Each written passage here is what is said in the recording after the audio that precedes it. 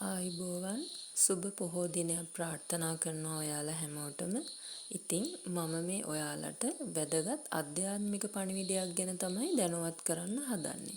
ඉතින් අපි හැමෝම දන්නවාද සුපර් මූන් එකක්. සුපිරි චන්ද්‍රයෙක් පායලා තියෙන දවසක් කියලා. ඉතින් මේ සුපිරි චන්ද්‍රයෙන් විශ්වය අපිට කියන්නේ මොකද්ද? අපි දැන් ඒක ගැන තමයි බලන්න හදන්නේ.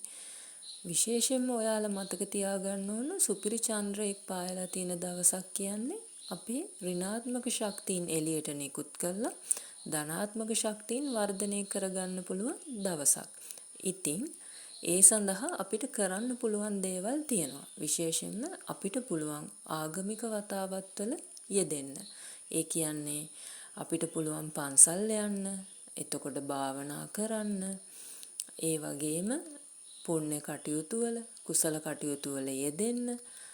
විශේෂයෙන්ම අද වගේ දවසක් අපිට පුළුවන් නම් අපේ තියෙන වෛරී සහගත සිතුවිලි වලින් මිදිලා මෛත්‍රී සහගත සිතුවිලි වලින් අපිව පෝෂණය කරගන්න. ඒක ගොඩාක් වැදගත් දෙයක් වෙනවා අපේ අධ්‍යාත්මික ශක්තියින් අද වගේ දවසක් තුල වර්ධනය කරගන්න.